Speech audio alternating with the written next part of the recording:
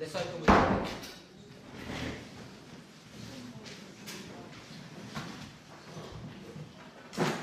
Heavenly Father, we thank you for your loving kindness and your goodness towards us. We ask and pray that you would bless us, that you would direct our thoughts and our minds into the most holy place, where Jesus is now ministering and applying the benefits of his atonement. May we understand the words that we read this afternoon. Guide us and bless us, we pray in the name of Jesus. Amen.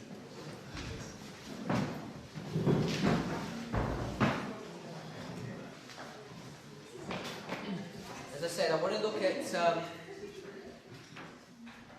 chapter 23 from the Desire of Ages, which is the kingdom of God is at hand. But before we do that, I'm going to tackle something that I said that I would do a while ago, is to address this issue of the parable of the 10 virgins. Parable of the 10 virgins. So let's go to Matthew 25.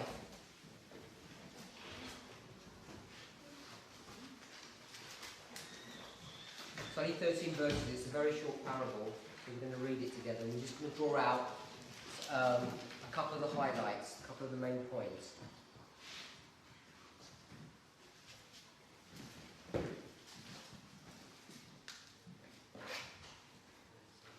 Actually, I'm going to be raising this, and before we read the parable, I just want to summarise what we learned earlier on. I'm going to read the paragraph straight, manuscript 136, 1897. I'm just going to read it and then just going to comment this time. And many are doing the same thing today, in 1897, because they have not had experience in the testing messages comprehended in the first, second and third angels' messages. There are those who are searching the scriptures for proof that these messages are still in the future. They gather together the truthfulness of the messages, but they fail to give them their proper place in prophetic history. Therefore, such are in danger of misleading the people in regard to locating the messages. They do not see and understand the time of the end, or when to locate the messages. The day of God is coming with stealthy tread, but the supposed wise and great men are prating about higher education. They know not the signs of Christ's coming or of the end of the world. It's true. So we spoke in Sabbath school about, we understand that there are signs that Christ is about to return, but I'm suggesting, according to inspiration, the wise and great men of Adventism are prating around and they don't know what the signs are of Christ's soon return. So if you're looking to the world and you're looking to the activities of the papacy and you're seeing what he's doing, or you're seeing some wars or rumours of wars, or you're seeing a great earthquake or a tsunami, and you think these are the signs of Christ's imminent return, then you're fulfilling this history, because it says the wise men and the great men of Adventism can see all of that, but those signs that they're identifying, it says they know not the signs of Christ's coming or of the end of the world. So the signs that they're looking for aren't the ones that are identifying in a specific and key way the nearness of Christ's coming. So according to this passage that we read, where I'm saying that the everlasting gospel does not equal an experience only, which is what most people say. In 1897, she's identifying these men who are related to this issue of 1888, and she's saying because you weren't in the experience of these three angels, which were tests, which were historic prophetic events, you just think this is some experience, and you're pushing all of these things into the future. And the reason you're pushing it all into the future is because you don't know the time of the end, which is 1798. So in this history, what they're doing is, they're saying all that's going to happen in the future, because number one was fulfilled, number two, all you can have is the third angel's message is being fulfilled. And they're saying this isn't happening now, in their history, it's all in the future. So I hope that most of us are aware that in 1888, the first angel's message arrived in history.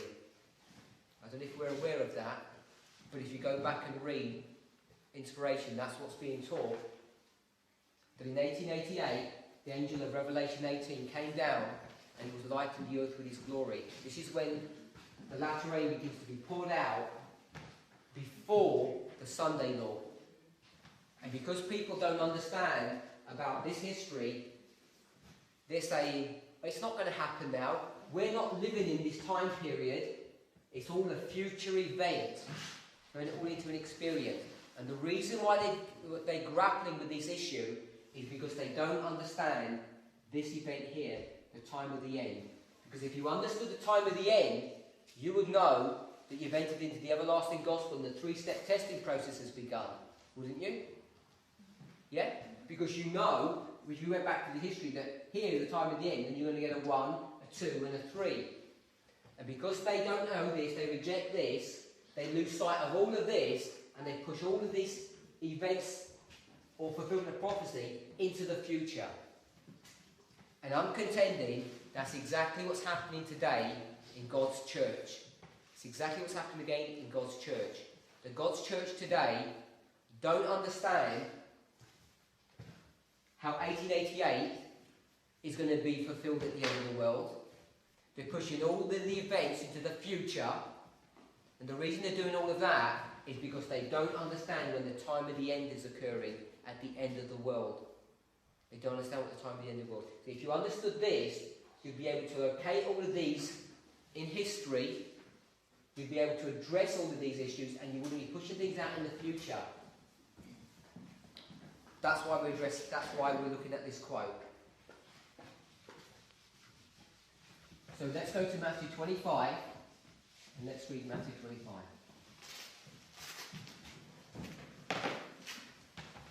As we read Matthew 25, we're going to look at 4 events in the parable.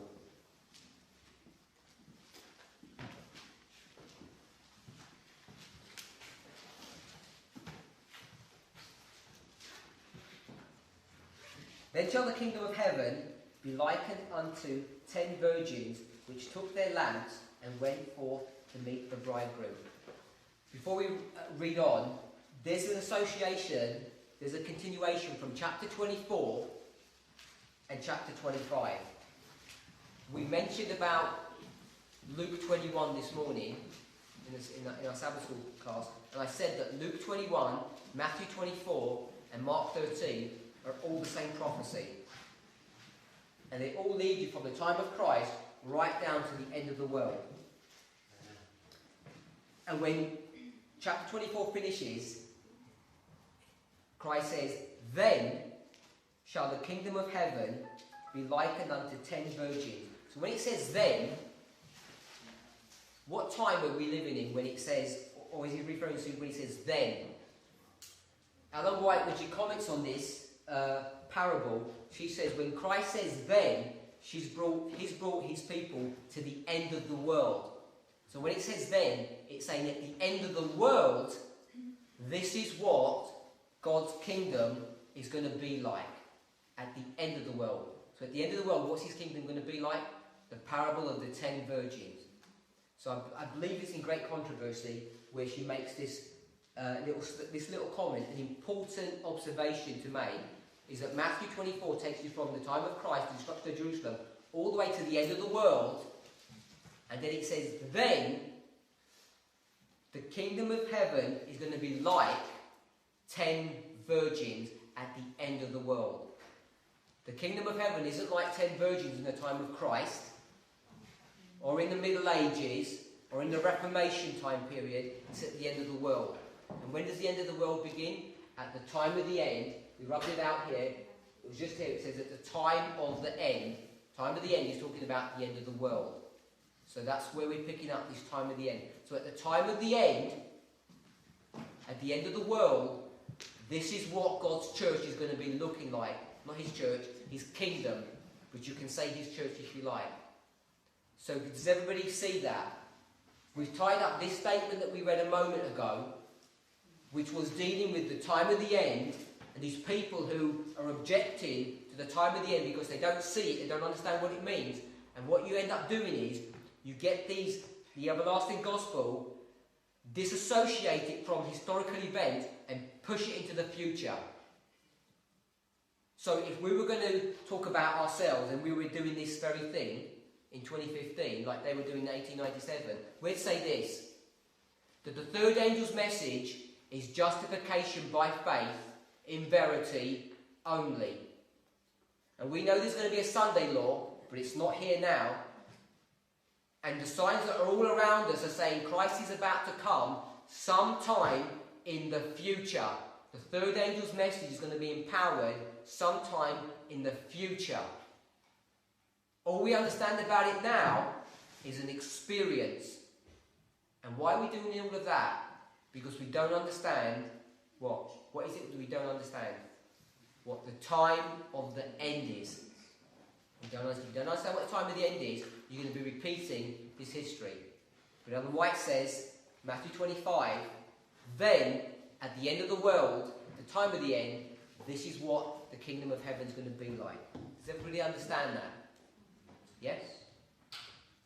Then shall the kingdom of heaven be likened unto 10 virgins which took their lamps and went forth to meet the bridegroom. So we just want to stop there. There are 10 virgins, it says.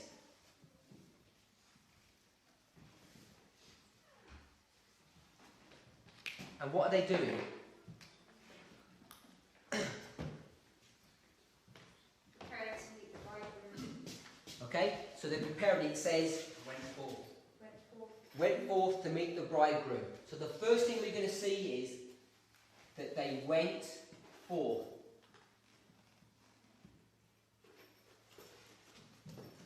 Ellen White was commenting on a history about the first, second and third angel's message, which people in 1897 hadn't experienced.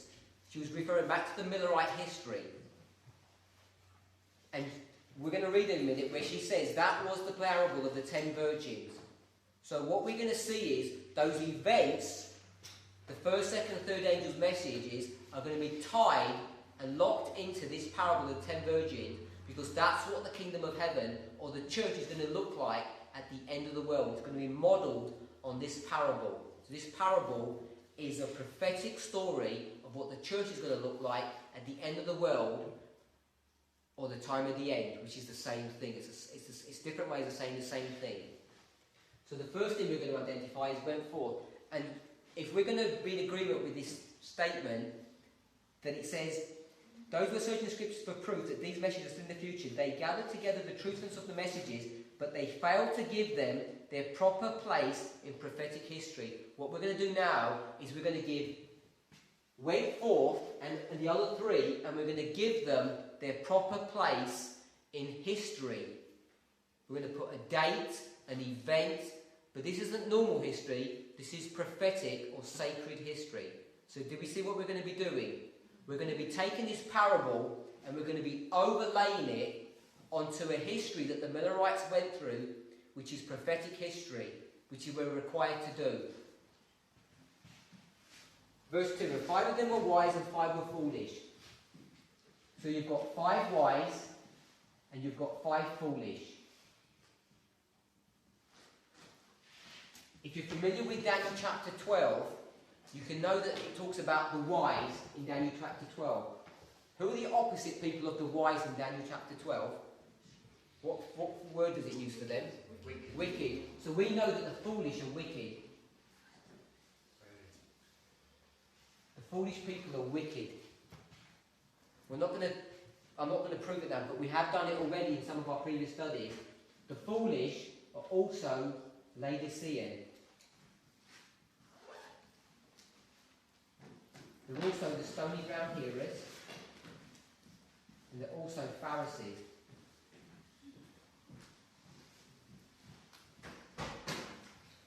So, according to inspiration, the Laodiceans are wicked. Yeah, Laodiceans are wicked. But we think, if I say a statement like that, am I trying to say that these are wicked people because they're doing some bad sin at home? Something on the internet, or they're eating something bad? The wickedness is not related to any kind of personal sin that you're doing. In the context of Daniel chapter 12, what is the wickedness to do with? It's a misunderstanding of the word. Because the wise are running to and fro and they're understanding what's going on, but the wicked aren't doing that. So it's not some kind of identification of who is righteous and who is unrighteous. Who's wearing long dresses and who's wearing of what you're eating or anything like that. This is an issue of an understanding of the Word of God, which makes you wicked, and that's what the foolish are.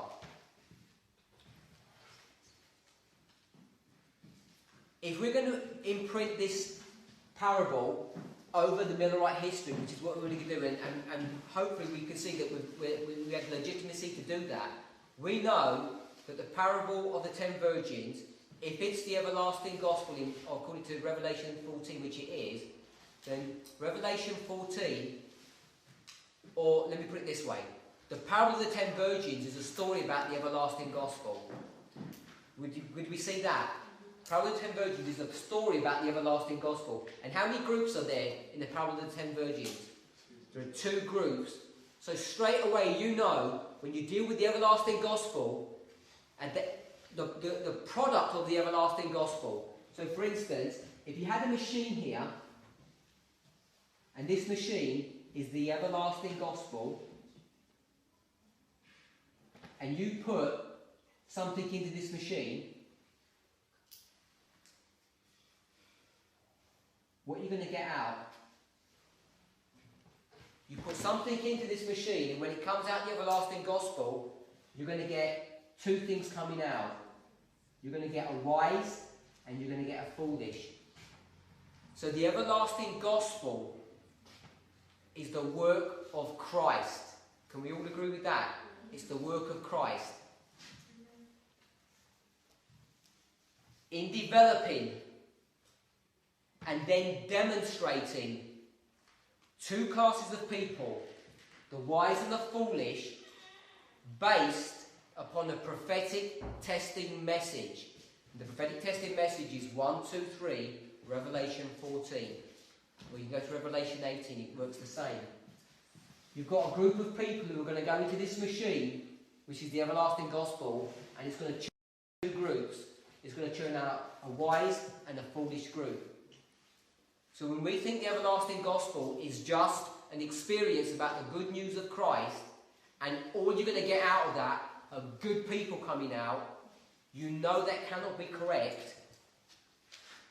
Even without understanding all of this, if you go to Revelation 14, verse 8, it tells you what the product of the everlasting gospel is in that verse. Babylon is fallen. So you know there are bad people being produced when the everlasting gospel comes to them. They're Cain. This is Cain and this is Abel. Both products of the everlasting gospel. Did you say drunk and, they're drunk as well? As it says in Isaiah chapter 2. So you can use new wine if you want to hear, and these people are drunk. If you want to use that imagery. Verse 4, but the wise took oil in their vessels with their lamps. While the bridegroom tarried, they all slumbered and slept. And at midnight, there was a cry made. So let's go back to verse 5. While the bridegroom tarried, they all slumbered and slept. So we're going to see a tarrying time here.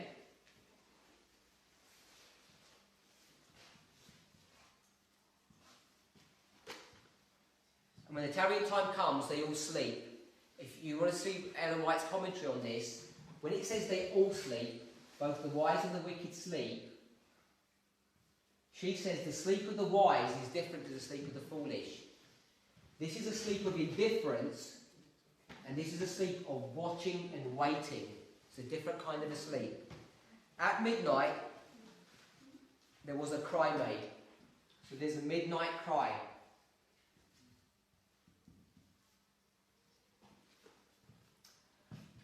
Then all those virgins, every single one of them, arose and trimmed their lamps. And the foolish said unto the wise, give us of your oil, for our lamps are gone out. But the wise answered, saying, not so, lest there not be enough for us and you, but go ye rather to them that sell and buy for yourselves. And when they went to buy, the bridegroom came, and they that were ready went with him to the marriage, and the door was shut. So there's a shut door.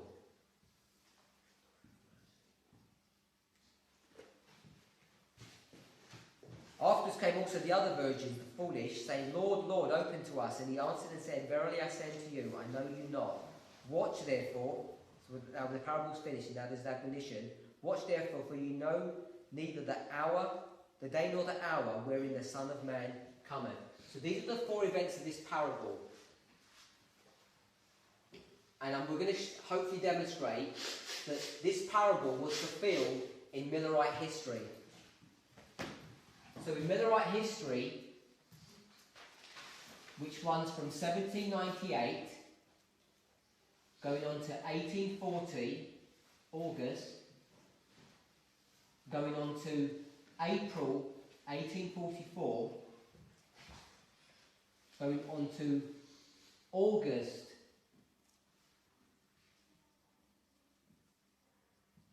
1844, and into October 1844. And we're going to get these four events and we're going to map them over this history, because this is the everlasting gospel as we just identified, and we're going to see that the parable of the 10 virgins was fulfilled in this history. So let's read the statement that addresses this issue. We're going to read it a couple of times because I want to make different points as we go along. This is Review and Herald, August 19th, 1890, paragraph 3. She begins, when the third angel's message is preached as it should be, power attends its proclamation and it becomes an abiding influence. I'm going to read the passage, but I'm going to just identify the issue, the point where it says, this parable was fulfilled in this history. Then we're going to have to reread it to pick up other bits and pieces. It must be attended with divine power, it will accomplish nothing. I am often referred to the parable of the 10 virgins, 5 of whom were wise and 5 foolish. This parable has been and will be fulfilled to the very letter, for it has a special application to this time, and like the third angel's message, has been fulfilled and will continue to be present true till the close of time. In the parable, the 10 virgins had lamps, but only 5 of them had the saving oil with which to keep their lamps burning. This represents the condition of the church. The wise and the foolish have their Bibles and are provided with all the means of grace, but many do not appreciate the fact that they must have the heavenly unction. They do not heed the invitation, come unto me, all ye that labour and are heavy laden, and I will give you rest. Take my yoke upon you, and learn of me, for I am meek and lowly in heart, and ye shall find rest unto your souls, for my yoke is easy, and my burden is light. So, let's just quickly go back over this. I want to draw out the point to show that this is this history. First of all, it says, I am often referred to the parable of the 10 virgins, 5 of whom were wise and 5 foolish. This parable has been, I'm going to skip the next bit, it says will be, has been fulfilled to the very letter. So in 1890, has this parable been fulfilled to the very letter? It has been. We've already identified, in Matthew 25 verse 1 it says, then, at the end of the world, then the kingdom of heaven is going to be like this. So this then is picking up from this point right here. It's picking up from this point right here. This is the then. Then the kingdom of heaven, then God's church is going to be like a parable of the 10 virgins. This parable has been and will be fulfilled to the very letter, but it's a special application to this time. Which time? From the time of the end onward, it's going to have special application to this time. Then she says this, and like the third angel's message has been fulfilled and will continue to be present truth till the close of time. So she's relating the parable to the third angel's message. The third angel's message has been fulfilled. When was the third angel's message fulfilled? Here. So the third was fulfilled here. And it says, as the third angel's message is present truth, so this parable is going to be present truth because it's in the time period of the third angel. In the parable, the 10 virgins had lamps, but only 5 of them had the saving oil with which to keep their lamps burning. This represents the condition of the church. The wise and the foolish have their Bibles and are provided with the means of grace. Let's just see if I want to read any of that more. No. Okay, so So we'll leave that there.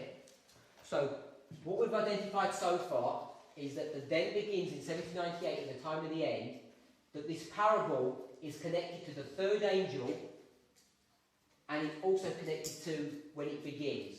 So we've made a connection between these events and these events here. So let's read some more. If we read Great Controversy 393, Great Controversy 393 says, the coming of Christ as announced by the first angel's message. So I'm identifying this as the first angel's message, and this also is the first angel's message. This is the second angel's message. This is the midnight cry, and this is the third angel's message. Now, all of this information here you can glean out of Spirit of Prophecy, and the dates as well.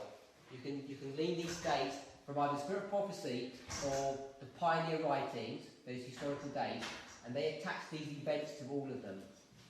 So I'm not making any of those up. They're not my assumption, but I'm not giving all the proof text on these things. But you can identify those events with those dates.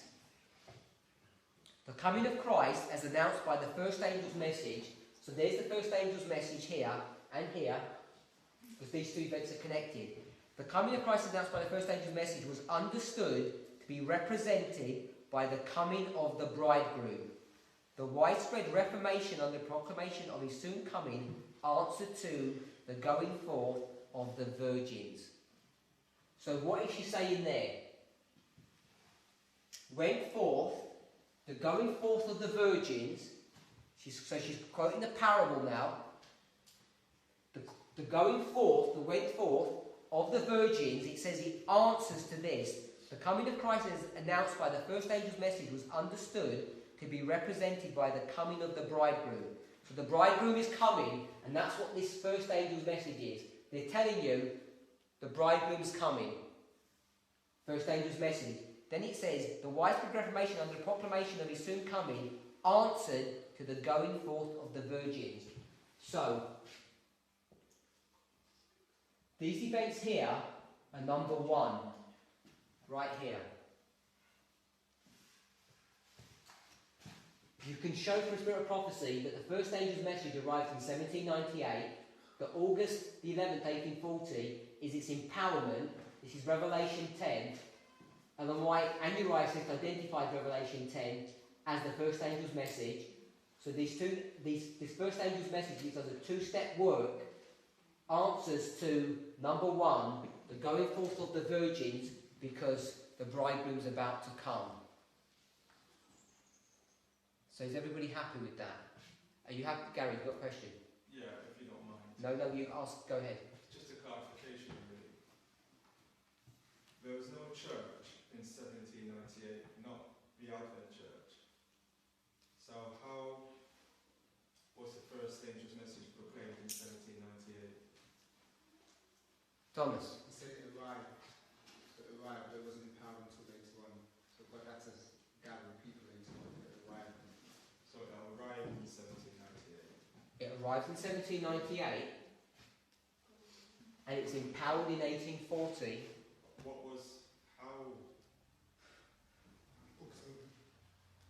What, this one or this one? The first one, 1798. It's because people became more aware of the prophetic in 1798. Because in 1798, if we go to Revelation 2 and 3, the fourth church, Thyatira, comes to its end. Because the deadly wound is now inflicted upon the papacy. Amen. And God's people are free to come out of Babylon. The papacy is the representation of Babylon. Now they're free to come out of that. But the first angel's message doesn't talk about the fall of Babylon. That's the second angel's message, isn't it? First angel's message is fear God and give glory to him. Yes. But they can't give that message because they don't even have any Bibles up to this day.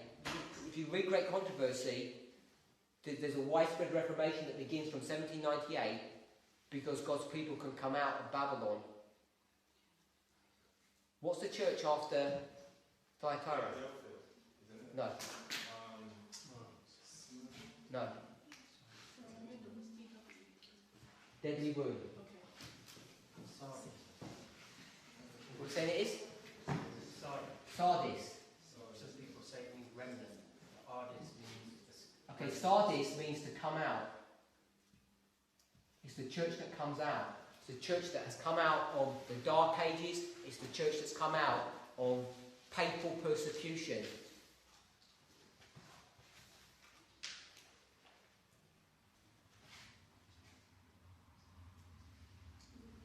Are you struggling that 1798 is when the first angel's message arrives? You need to show me the spirit prophecy quote. Great controversy talks about it. William Miller, he received a light from... And that wasn't 1798, was it? Well, he started studying. He was studying it.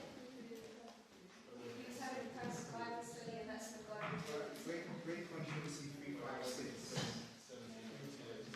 No, GC 356. no such message has ever been in the past ages. All as we have seen did not preach it. He pointed his brethren into the far distant future for the coming of the Lord. The reformers did not proclaim it. Martin Luther placed a judgment about 300 years in the future from his days. But since 1798, the book of Daniel has been unsealed. Knowledge of the prophecies has increased, and many have proclaimed the solemn message of the judgment near. Does that help? Yeah, thank you. Yeah, it's okay. So I'm identifying that the first angel message arrived in 1798, gets empowered in 1840, and this answers to the going forth of the virgins.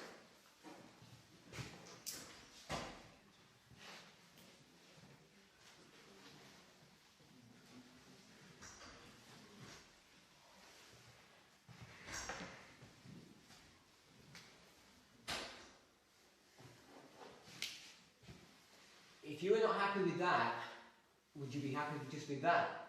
Yeah.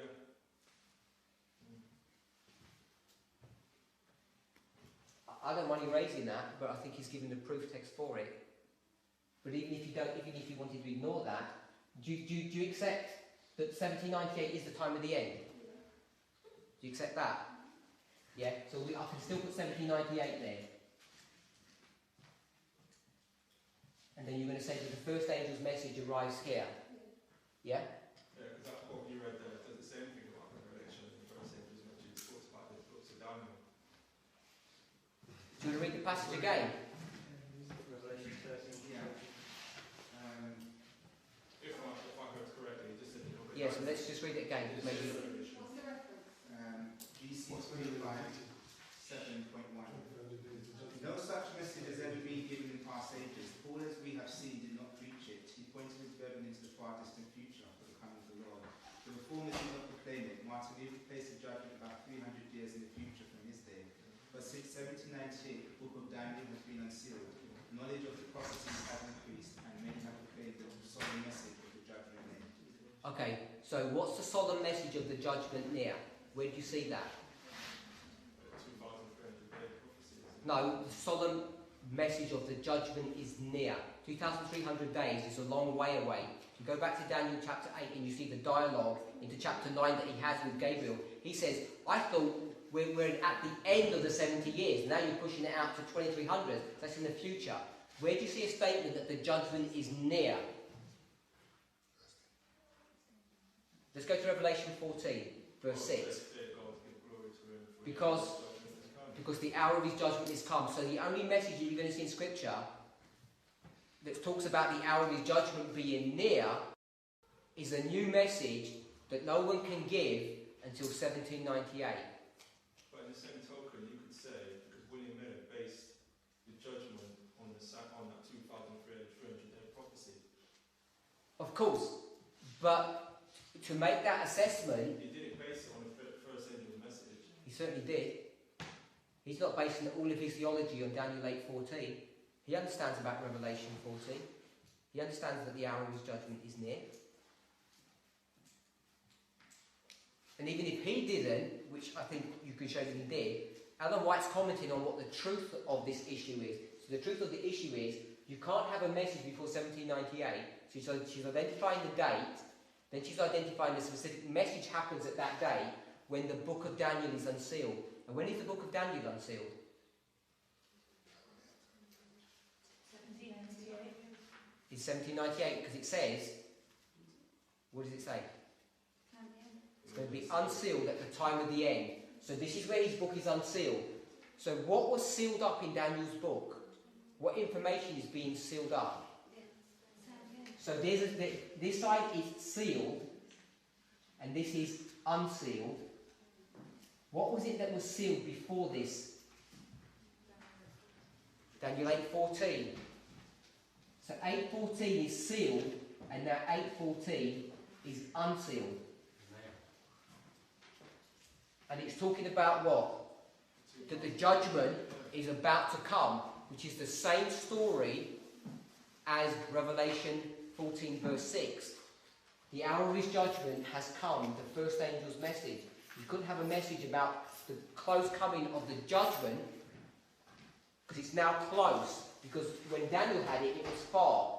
When Luther had it, it was far. It says all those people, Paul, Luther and Daniel, it's far from all them. But when you get to here, now it's come.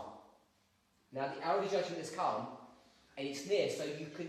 That's why you're identifying the first angel's message with that event. Because the first angel's message says, the hour of his judgment has come. The information that's been unsealed here is the issue on time, because now they're understanding day for a year. And so now, from this point on, they're able to understand what it's all about. Does it all work out on that day? No. There has to be an increase of knowledge. We know that. In the time of Moses, their time at the end is when? When Moses is born. That's why his mother saves him, because she knows he's a goodly child, a child of God. There's awareness that's going on. But things aren't going to happen for a long time, because there has to be an increase of knowledge. Everybody knows something's happening, but nobody knows what to do with the information. So everybody knows there's something happening after the deadly wound. Everybody knows it's a fulfillment of prophecy, but nobody knows what's going to happen, so there has to be an increase of knowledge. And by the time you get to 1840, knowledge has increased significantly now, and everybody's aware of what's going on. And so this message empowers this message. Well, John Wesley identified after 1798, he said another power was to become. He never knew it was America, but judging by the prophecies, he said after 1798, another power was to come upon the scene. Yeah, he says that before 1798. Yeah. And I think the passage that he just read, Martin Luther had the same. He says it's going to happen in 300 years. If you calculate 300 years from when he said the statement, it's about the right time. So there's some level of understanding, but they're not saying the hour of his judgment is near. Now we're in this time. Now we're in the final movements. None of them, they're all predicting somewhere in the future. Paul says the same thing. Paul says that don't let any man deceive you, that this cannot happen until the man of sin is revealed. The man of sin is revealed in 538, which is 1,500 years after Paul made that statement. He says Christ can't come for 1,500 years until the man of sin is revealed. Sorry, not 1.5, 500 years. 500 years, not 1.5. 500 years. And then it's another 1260 on top of that before the deadly wounds delivered, before Christ can come. She just says here, a great religious awakening is foretold in the first angel's message, Revelation 14.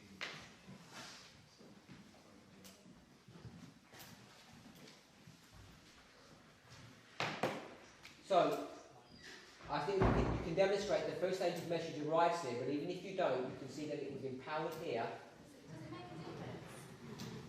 Does what make a difference? Whether it came first and then was empowered, or does it have to, is there some significance with that? Or can it just be that it arrived in 1840?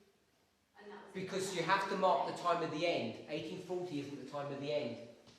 1798 is the time of the end. And in 1798, lots of things happened. And one of the things happened, there's a great religious awakening that happens. So you're applying the everlasting gospel message to starting in 1798. So, yeah, 1798. Because no other message could have been given before that. That's what Thomas just read. So, is it because it kind of has to start there, or is it because it starts there? That makes sense. Because 1798 is the time of day which is established, and we all know that. Because that's a fact. Because we also know that there's something called the everlasting gospel, and the first one is the first name of message. You kind of have to put it at that time, or is it at that time because it is the everlasting gospel? Both. I think it's both. It couldn't have been given before. Prove it more so from 1840. And is that why you say it's empowered at that time? Because are any of the others empowered? Yeah? Let's go with this. If the first angel message arrives here, what's it based upon? What principle? Just because it's a time of the end? That's what I'm thinking about. 2300 days is now going to be unsealed. How do you unseal the 2300 days? What's the unsealing? What's the new light that comes on it? That the sun just take that year? No, everybody knew that because you could read it, but nobody could decipher what 814 meant. So the way you decipher it is by saying a day equals a year. Now the prophecy makes sense. So they come up with day for a year. This truth, this light comes out because it's a message based upon time. That Ellen White says the unsealing of the book of Daniel was the unsealing of time. So here it arrives, and you've only got one testimony to prove this thing. You've got a quote. No, but someone tried to say that Ardis means a remnant shall escape. So, Yeah. That's what I said. Transition time. Yeah. So you've only got testimony of one. So you need a second testimony, which is why I'm calling that one empowered, because here, 2 years ahead of this, in 1838, Josiah Litch predicts, based upon this rule, that radical Islam is going to be restrained and the Ottoman Empire is going to fall. So he bases here a prediction based upon this principle. So once that happens, then you know day for the year is proved, and here, day for the year was a theory. You can't prove it upon the testimony one. That's why this is the empowerment of this message, because they're both using the same principle. Sorry? That's what it's saying for the rest of the angels. So the second angel message, you've got the theory, and arrival, then you've got the event, and the third one as well. There's got to be two for, you've got one for the first angel's message, two. So you should have two for the second angel's message. You should have two for the third angel's message. So we're going to write 2 arrival, 2 empowered, and 3 arrival. Because the third angel's message was never empowered in Millerite history. Millerite history stops here when the third angel message arrives. The third angel's message wasn't empowered in that history, because its empowerment is seen in Revelation 18. That's when its empowerment happened. So the empowerment of the third angel is going to happen in the future event. So just one more clarification. In 1838, Josiah Litch, and he had that prediction with the Ottoman Empire. What's going to be our version for today? You said Millerite history repeats, so surely there's going to be another event which is going to empower the Advent movement. There's lots of them. It can't be. It has to be one. It has to be parallel. If you want to go just for that specific one, yeah, because there's other truth. The one that brought great impetus to the Advent movement. So what's going to be with the what's this parallel to today's movement? What's going to be The same thing. The same thing. So Islam what? What's Islam going to do? They're going to have to be restrained, aren't they? Yeah. Yes.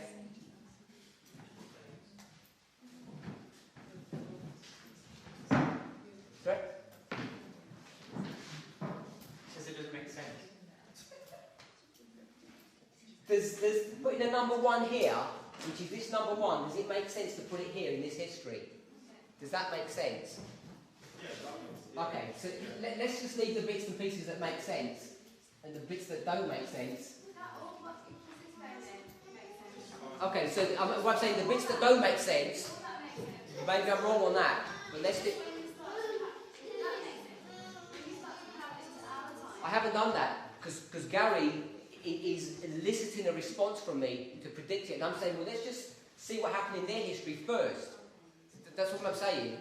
Because when I do that, you can see that it makes sense. So, let's go to number 2. We're going to read Early Writings 247. Early Writings 247. The disappointed ones saw from the scriptures that they were in the tarrying time, and that they must patiently wait the fulfillment of the vision. The same evidence which led them to look for their Lord in 1843 led them to expect him in 1844. I'll read it again. The disappointed ones saw from the scripture that they were in the tarrying time. So somewhere in this history now they're in the tarrying time, which is here, the tarrying time. And they must patiently wait the fulfillment of the vision. What's the vision that they're referring to? Go with Habakkuk chapter 2, Ezekiel chapter 12, or the 2300 days. They wait for that vision to be fulfilled. The same evidence which led them to look for their Lord in 1843 led them to expect him in 1844. So to give you the logic behind that, this is 1843, and this is 1844. When did they think Christ is going to come? In this time period. Yeah? The first disappointment. So when you get to here, this is the end, and this is the beginning. The end of 1843 leads you to the beginning of 1844. And they thought, he's going to come here, but he actually ends up coming here. And it says the same evidence that they thought was going to work here is the same evidence that they used to be here. So when are they disappointed? They're disappointed right here. This is day 365, for want of a better way of saying it, the end of the year, and this is day 1, the next year, New Year's Day. So when you get to New Year's Day, now they're disappointed. So we just have to see, where is this event in here? And this event here is right here. This is the tarrying time. So the reason for that is, we work on Gregorian or Roman time. Yeah? So we go from January to January. And the Jews, the Israelites, went from spring to spring. They went from spring to spring.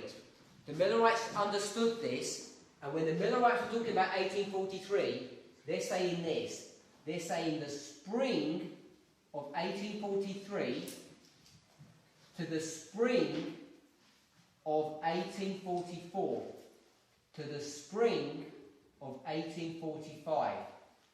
So if I redraw that out, ours goes from January to December to January to December. So that's our 43 and 44. But the Jews would look at it this way. Their 43 would look like this, and their 44 would look like this. And this is the spring, and this is winter. Does everybody understand, can see that? So when they talk about the end of 43, they're talking about the spring of 44. So this is the spring of 44. Without going into the complexities of how they get it to April or the details of it, this is where their tarrying time is. So number 2 is right here. Does that make sense?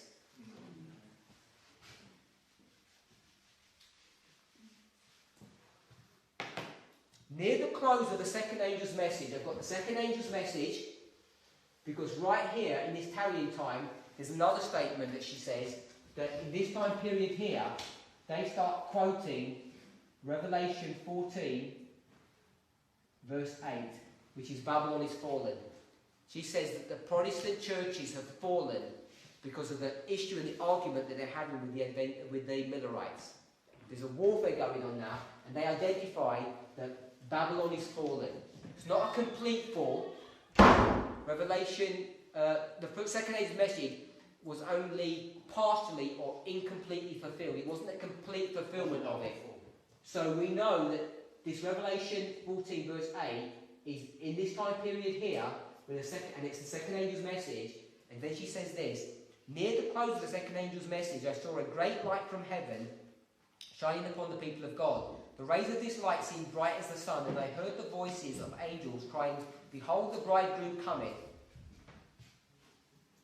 Right here. Oh, let me give you the early writings 2. I gave it to you. 238. Early writings 238. Near the close of the second angel's message, I saw a great light from heaven shining upon the people of God. The rays of this light seemed bright as the sun, and I heard voices of angels crying, behold, the bridegroom cometh, go ye out to meet him. This was the midnight cry, which was to give power to the second angel's message. Arrival and empowerment. Angels were sent from heaven to arouse the discouraged saints and prepare them for the great work before them, the work of the third angel. The most talented men were not the first to receive this message. Angels were sent to the humble, devoted ones and constrained them to raise the cry, behold, the bridegroom cometh, go ye out to meet him. And you can see in other passages where she talks about that. This is the midnight cry. It says it there. It's the empowerment of the second. She talks in other places about angels coming down, which we've just alluded to here. And this happens in August 1844 at the Exeter Camp meeting. So this is number 3. Then the last one is Great Controversy. Great Controversy 427, I think it is. 427. The proclamation, behold the bridegroom cometh, in the summer of 1844, just here, led thousands to expect the immediate advent of the Lord. At the appointed time the bridegroom came, not to the earth, as the people expected, but to the Ancient of Days in heaven. Daniel chapter 7. And to the marriage, the reception of his kingdom. They that were ready went in with him to the marriage, and the door was shut. Number 3. Sorry, number 4. Shut door. The dangerous message. So what I've done is, I've laid out the parable of the 10 virgins and laid it out over Millerite history. So can we see that the parable of the 10 virgins was perfectly fulfilled in this history? Not some experience that people are having. Not some experience that they're having. They're going through events. These are historical events which are prophetic things that are going on. So the parable of the 10 virgins is a prophetic story of the church at the end of the world, when the end of the world happens, which is 1798. Does that make sense? Okay. We know in Millerite history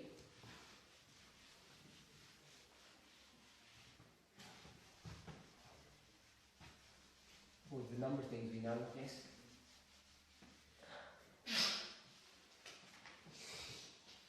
That the parable of the 10 virgins was fulfilled to the very letter. So I want to read another passage now. This is 1 MR 99.2. 1 MR 99.2. I think it's this one. The mighty angel who instructed John, this is Daniel, Revelation chapter 10, was no less a personage than Jesus Christ, setting his right foot on the sea and his left foot upon the dry land, showing the part which he is acting in the closing scenes of the great controversy with Satan. This position denotes his supreme power and authority over the whole earth. The controversy has waxed stronger and more determined from age to age, and will continue to do so, to the concluding scenes, when the masterly work of the powers of darkness shall reach their height. Satan, united with evil men, will deceive the whole world, and the churches who receive not the love of the truth, full stop. But the mighty angel demands attention. He cries with a loud voice. He is to show the power and authority of his voice to those who have united with Satan to oppose the truth. After these things, 7 thunders uttered their voices. So on top of these events here, you can lay out Over this history, 7 thunders. 1, 2, 3, 4, 5, 6, 7. After these things, 7 thunders uttered their voices. The injunction comes to John as to Daniel in regard to the little book. Seal up those things which the 7 thunders uttered. So now just tell what they are. These relate to future events which will be disclosed in their order. Daniel shall stand in his lot at the end of the days. John sees the little book unsealed. Then Daniel's prophecies have their proper place in the first, second, and third angel's messages to be given to the world. The unsealing of the little book was the message in relation to time. So let me just read another statement.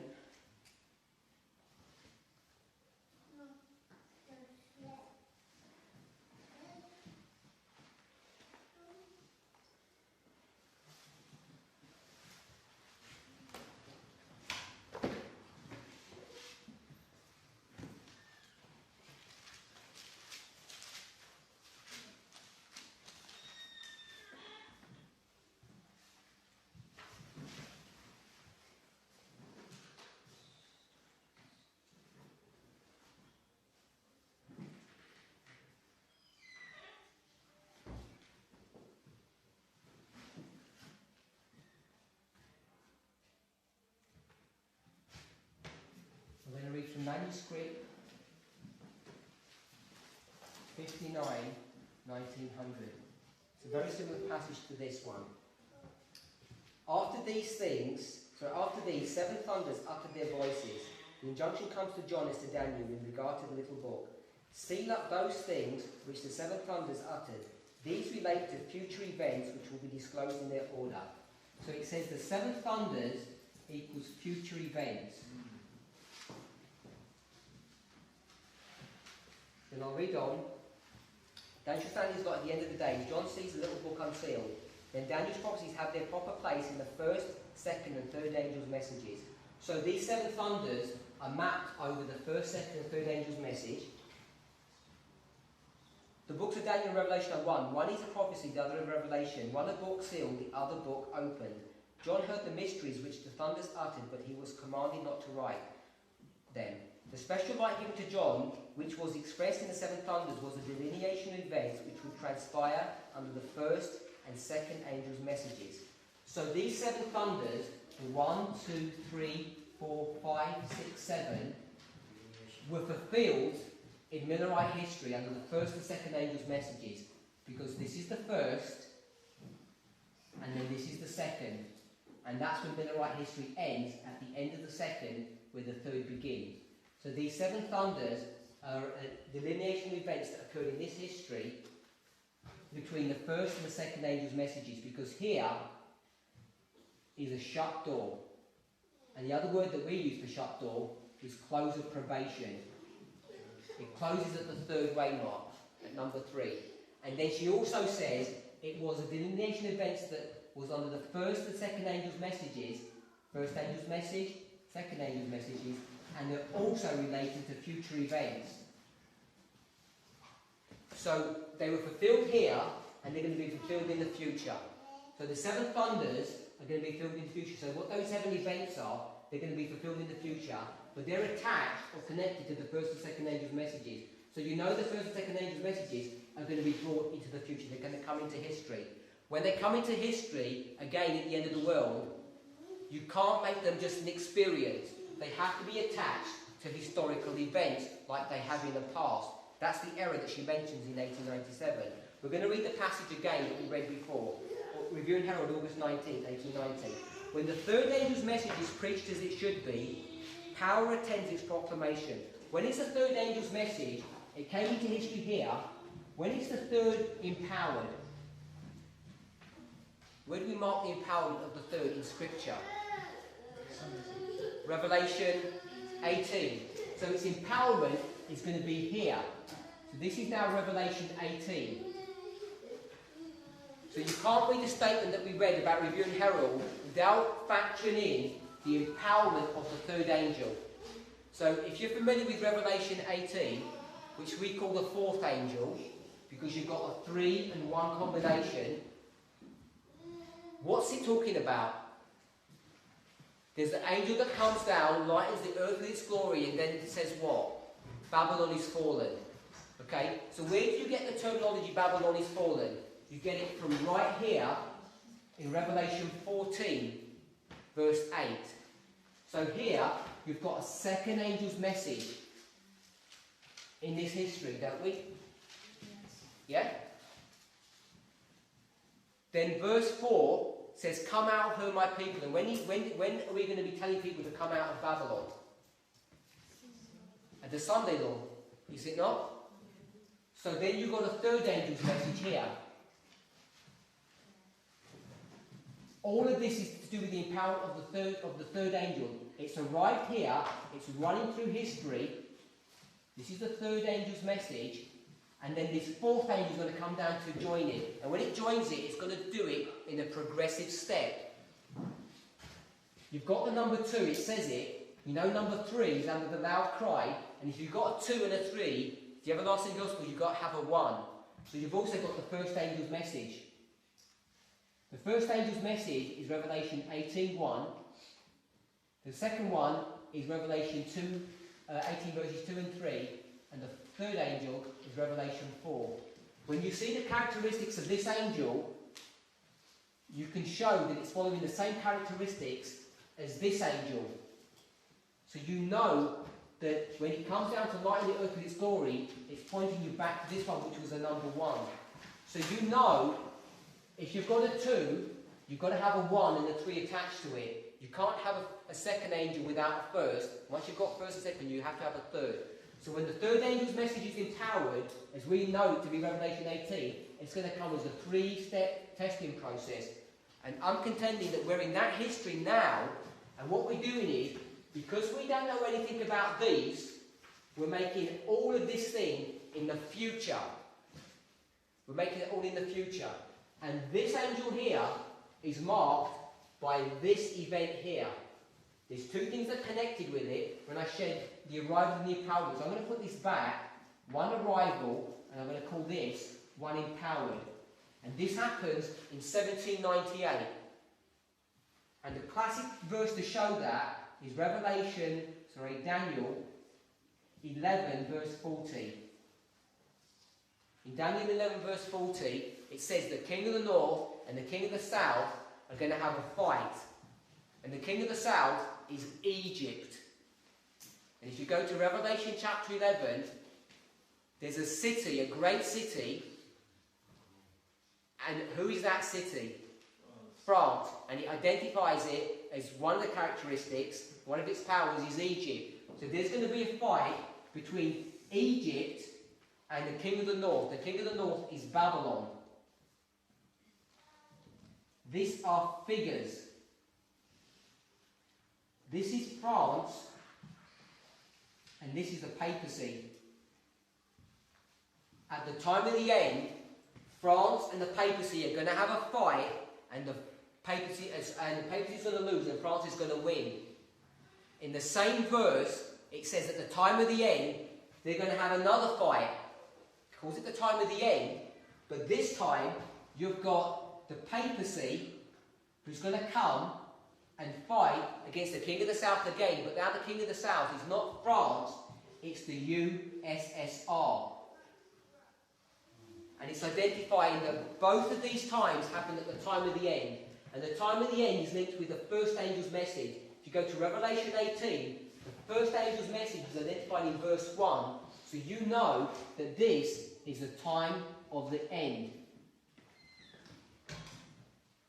This is the time of the end because Daniel chapter 11 verse 40 tells you there's this struggle between the king of the south and the king of the north.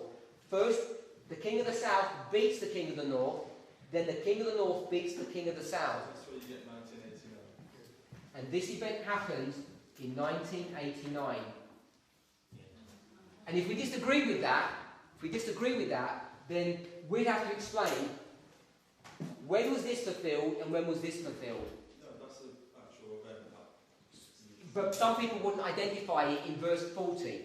But if you identify it in verse 40, the verse says at the time of the end. So 1989 must be the time of the end, just as 1798 must be the time of the end, because that's what the verse teaches. I'm not adding anything to it, I'm just saying it, reading it as it says. From 1989 then, you were back in the first angel's message. From 1989, the third angel's message, this one here, which was running through history, is now going to be empowered. And it's empowered by the angel of Revelation 18. We know that that's standard Adventist understanding. The fourth comes down and empowers the third. But what we don't understand as Adventist typical understanding is when it comes down, we think it's going to come down in one lump, and in 2015 it comes down future to 2015. In the future, we're putting it into the future. And she said, why do we put it into the future? Because we don't understand what? The time of the end. So if you don't understand this as being the time of the end, and you don't understand this as being the time of the end, when you come to the end of the world, you won't understand when the time of the end is going to come. And if you do that, in the time period of 2015, you're going to put the work of this angel, the fourth angel, into the future. And when you do that, you're going to mislead people. If the time of the end in 1798 was the first angel's message, and the time of the end was again in 1989, shouldn't that be the first angel's message going forth from 1989? Exactly right. I'm going to put 1989 here. I'm not going to put it here, because I'm going to get squashed up. I'm going to put it here. So I'm going here, and I'm saying this. All of this, all of this is Revelation 18. And Revelation 18, this is not an inspired statement, is the fourth angel. That's what Revelation 18 is. The four, Ellen White, you can't find inspiration in the term fourth angel, but we understand because we say there's 1, 2, 3 and another one joins it. So Revelation 18 is the fourth angel. All of this is the fourth angel. And if we don't understand in the time period of the fourth angel, where the time of the end is, we're going to push it all into the future and just make it the third angel. We're just going to push it into the future. But we can demonstrate that Revelation 18 comes in 3 steps, because you know this is not the third angel. The wording is the second angel. And we know that this is the word of the second angel. And have we got Sunday law yet? We don't. But if you go to Revelation 14, verses 9 to 11, you know that the wording of Revelation 14, verses 9 to 11, 9:11, tells you that here, the third angel's message wasn't fulfilled because there was no mark of the beast issued there. So you know it was imperfectly fulfilled, so it's going to be perfectly fulfilled in the future. So you have to have a third angel in the future. You've already got a second. You can see it in the word. Then you've got a third, because we're expecting a third. We have so much information. When the son-in-law happens, a loud cry is going to happen. We're going to be empowered. The earth is going to be, this great work's going to be done, and we're going to say, come out of her, my people. So just to clarify again, in 1989, the first angel's message was again starting to be preached. First angel's message. I'm going to put arrive, Okay. and I'm going to put 1989. Then you're saying in 2001, the second angel's message was given. I haven't said that yet. So let me just lay out what I have said. And all of that is Revelation 18. It's encompassed in All of this, I've given you the verses 1, 2, 3, and 4. Yeah. It's the fourth angel. Here, Revelation 18, verses 1 to 4. It's the fourth angel, but it's empowering The the third. third angel. So then why does it start from 1 to as well? Why Well, if you're going to ask me that question, I'm going to ask you, why does it say Babylon is falling if it's the third angel? No, I'm only asking because I know that the fourth angel comes and empowers the third angel. Okay. The third angel was message, so then why? Or is it all